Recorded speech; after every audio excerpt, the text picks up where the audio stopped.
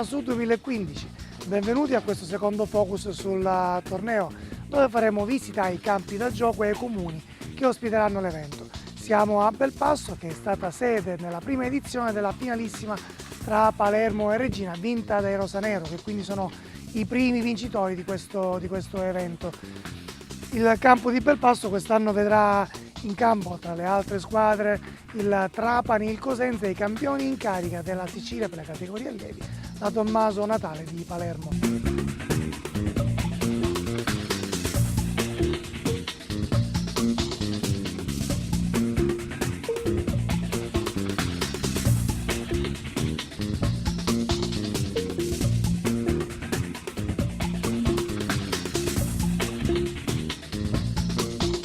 Ha anche una tradizione non indifferente nell'accogliere gli sportivi, ricordiamo il Motoratura Internazionale dell'Etna, quindi tutto quello che richiama un po' l'internazionale a noi non fa che piacere.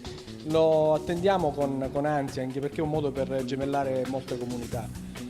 Cosa offre Belpasso? Belpasso offre molte cose dal punto di vista turismo religioso, turismo naturalistico, abbiamo l'Etna, ormai l'Etna è patrimonio dell'UNESCO e naturalmente chi viene a visitare Belpasso non può non venire a visitare le bellezze dell'Etna.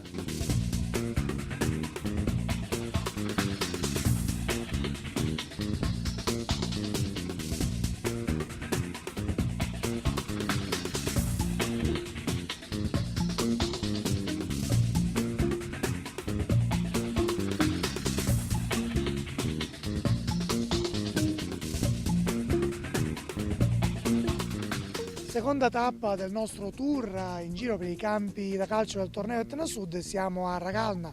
Questo impianto sportivo lo scorso anno ha ospitato una delle partite più interessanti dell'edizione precedente, la partita tra Regina e Onca, calabresi contro finlandesi. Partita finita a favore della Regina per 2-1, finlandesi che hanno sorpreso i calabresi fino alla fine del match, quando poi i calabresi hanno segnato appunto il gol della vittoria. L'amministrazione sta puntando forte sul discorso dello sport con investimenti grossi su questo impianto.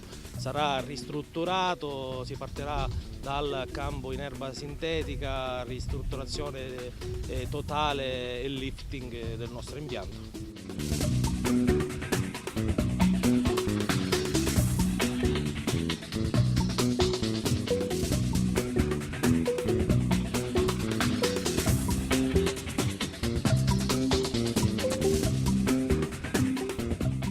Terza tappa del nostro tour tra i campi di gioco del torneo internazionale Etnasud ci porta a Mascalucia.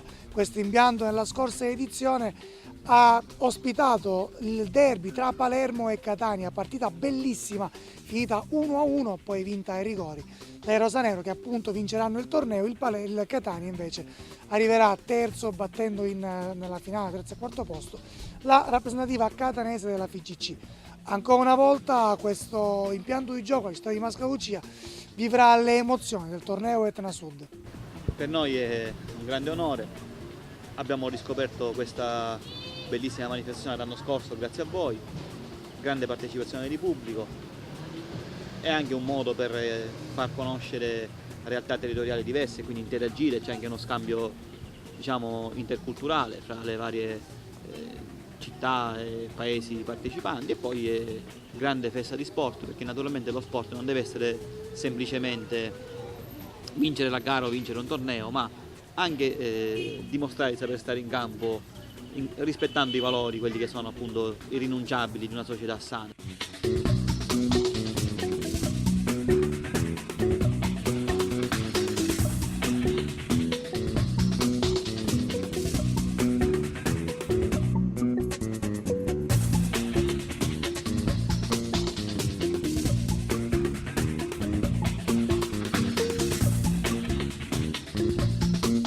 Quarta tappa del nostro viaggio ci porta a Petara.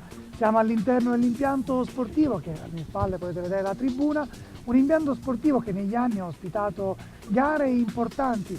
Basti pensare a un'Italia-Olanda Under 17 di alcuni anni fa, e nelle file dell'Italia giocava un Federico Macheda che ha calcato i campi di Serie A e della Premier League inglese. Basti pensare nel 2008 alla finale allievi nazionali che ha visto di fronte la Torta e Testa e poi vincente contro il margine coperta. Questo impianto quest'anno ospiterà per la prima volta, quindi questa è la prima new entry della seconda edizione del torneo Etna Sud, le gare del torneo. Per l'amministrazione ospedale è la prima occasione di questo torneo internazionale Etna Sud, però noi come amministrazione siamo stati sempre a disposizione e disponibili a questi tipi di eventi. Infatti in passato, quando io nella prima legislatura sono stato assessore allo sport, abbiamo ospitato tanti tornei. Siamo nell'ultima tappa di questo tour che oggi ci ha portato in giro per i campi da gioco che ospiteranno la seconda edizione del torneo internazionale Etna Sud. Siamo all'interno dell'impianto che ospiterà la finalissima di quest'anno. Pensate un po', questo impianto ha visto giocare campioni come Gabriel, Omar Batistuta, Alessandro Del Piero, Cristian Vieri e tanti altri. Ma vediamoli insieme e scopriamolo piano piano.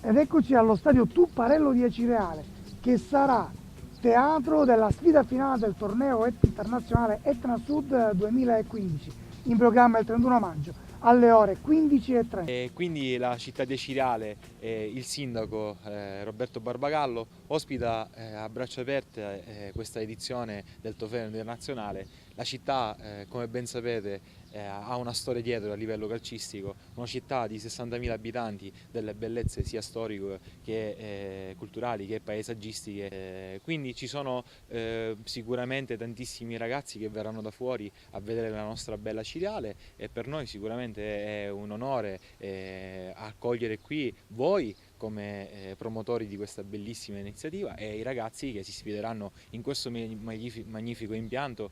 Road to Etna Sud, vi aspettiamo! Thank you.